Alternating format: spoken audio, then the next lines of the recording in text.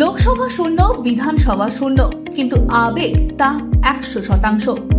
আর সেই আবেগের টানে আজ ব্রিগেডের সবুজ গালিচা ঢাকা পড়ল লাল রঙে।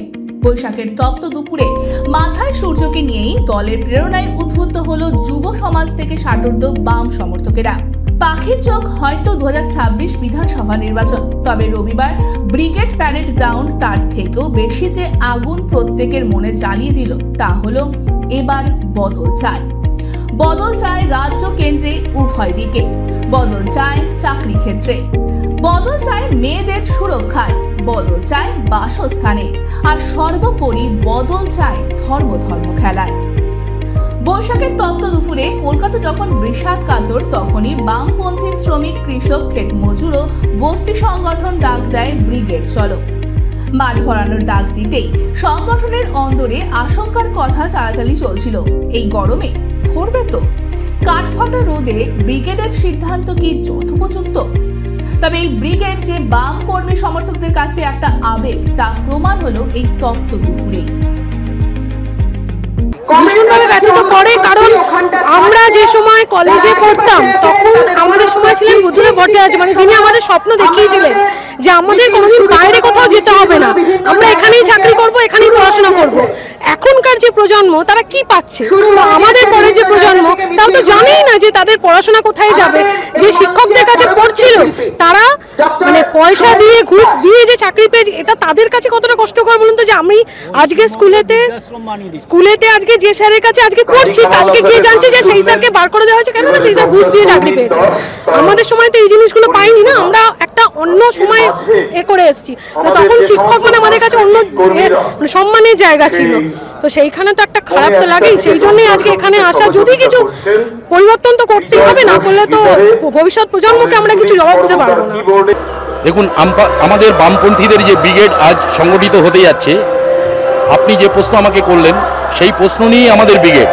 আজকে গোটা ভারতবর্ষে ৭৯,০০০ আমাদের সরকারি বিদ্যালয় বন্ধ হয়ে গেছে।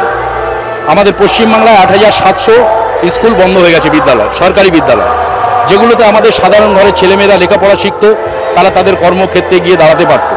আজকে এই যে পরিকল্পনা মাফিক, একদম পরিকল্পনা করে গোটা ভারতবর্ষের সরকারি শিক্ষা ব্যবস্থাকে ধ্বংস করে দেওয়া হচ্ছে, এটা অনেক বড় চক্রান্ত। এই চক্রান্ত শুরু হয়েছে এই দুই সরকার ক্ষমতায় বসার পর থেকে, যাতে গরিব মানুষ শিক্ষা না পায়, তারা যাতে মূর্খই থেকে যায়, তারা যাতে কখনো আঙুল তুলে প্রশ্ন করতে না পারে, তার বিরুদ্ধেই আমাদের আজকের এই ব্রিগেড। বাংলা থেকে তৃণমূলকে আর দেশ থেকে বিজেপিকে না হাঁটালে কিচ্ছু হবে না, কিচ্ছু হবে না। ওদের দুজনকেই হাঁটাতে হবে, এবং দুজনেরই গড়ছাড়া বেঁধে, এ বলছে আমি রাজ্যে থাকবো, আমাকে সেই সুযোগটা দিন, ও বলছে আমি কেন্দ্রে থাকবো, আমাকে সেই সুযোগটা দাও। এই দুজনে গটাপ করে এই কাজটা হচ্ছে। 2011-র পর থেকে পরিবর্তনের জমানায় মানে দুর্নীতির একটা কন্টিনিউয়াস প্রসেস, একটা ধারাবাহিক যে প্রসেস চলছে, তার নবতম সংযোজন হচ্ছে শিক্ষাক্ষেত্রে ভয়ঙ্করতম দুর্নীতি, যার খেসারত দিতে হলো এই 26,000 ছেলে মেয়েকে। তাহলে আজকে এই শিক্ষাক্ষেত্রে দুর্নীতি কিন্তু নতুন কিছু নয়। আজকে স্বাস্থ্যক্ষেত্রে দুর্নীতির প্রতিবাদ করতে গিয়ে আমরা দেখেছি আরজি করে তরুণী চিকিৎসককে প্রাণ দিতে হয়েছে হাসপাতালের ভেতরে। তার সেই সারদা নারদা রোজভ্যালি থেকে যে স্ক্যাম শুরু হয়েছিল, গরিব মানুষের পয়সা মারার যে নোংরা খেলায় বর্তমান শাসক দল লিপ্ত হয়েছিল, এবং তাদের প্রত্যক্ষ মদতে যে দুর্নীতির একটা গোটা নেক্সাস তৈরি হয়েছে আজকে গোটা রাজ্য জুড়ে, তারই পরিণতি আজকে শিক্ষাক্ষেত্রে দুর্নীতি, যার জন্য 26,000 ছেলে মেয়েকে তার তো সিস্টেমের শিকার। তবে শুধু বাম কর্মী সমর্থকেরা নন, এদিন অভিনেতা সুপ্রিয় দত্তও কিন্তু ছুটে আসেন সেই আবেগের টানে। এটা অত্যন্ত গুরুত্বপূর্ণ, বলার অপেক্ষা রাখে না।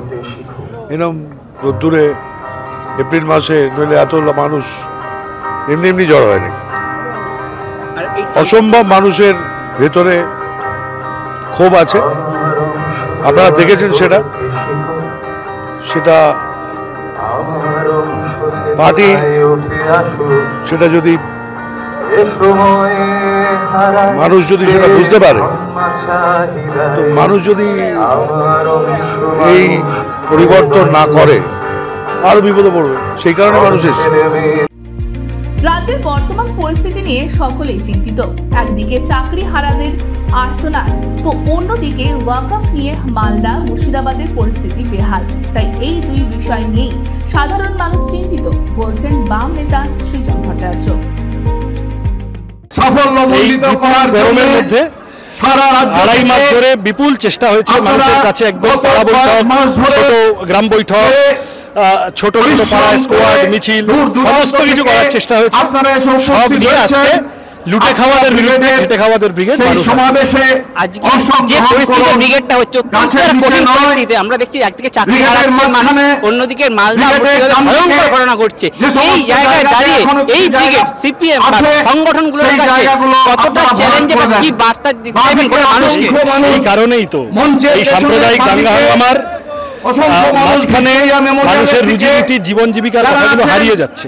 সেই কথাগুলো আবার রাজনীতির মূল স্রোতে নিয়ে আসার জন্য জিনিসের দাম কমানোর কথা, চাকরির কথা, খালি এই 26,000 না, সব মিলিয়ে কাজের জগতে দুর্বিষহ অবস্থা। 8,000 স্কুল বন্ধ হয়ে গেছে, 748টা ওষুধের দাম বেড়ে গেছে, 100 দিনের কাজের টাকা কবে থেকে বন্ধ হয়ে যাচ্ছে, রান্নার গ্যাসের দাম কদিনের মধ্যে 50 টাকা বেড়েছে। সমস্ত কথা জোর করে হিন্দু মুসলমান সবার জন্য সামনে নিয়ে আসার জন্য আজকে এই ব্রিগেড সমাবেশের সাথে সম্পর্ক নেই 2026 বিধানসভা ভোটে, কার্যত তাই স্পষ্ট করে দেন বাম নেতা তন্ময় ভট্টাচার্য।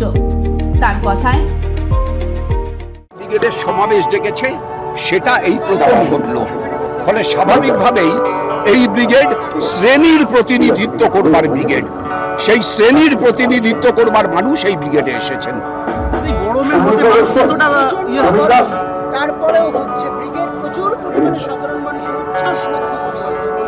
দেখুন, এটা হলো বৈশাখ মাস, সবাই ভাবে কাল বৈশাখী আসবে, আমরা নয় একবার লাল বৈশাখী আনলাম।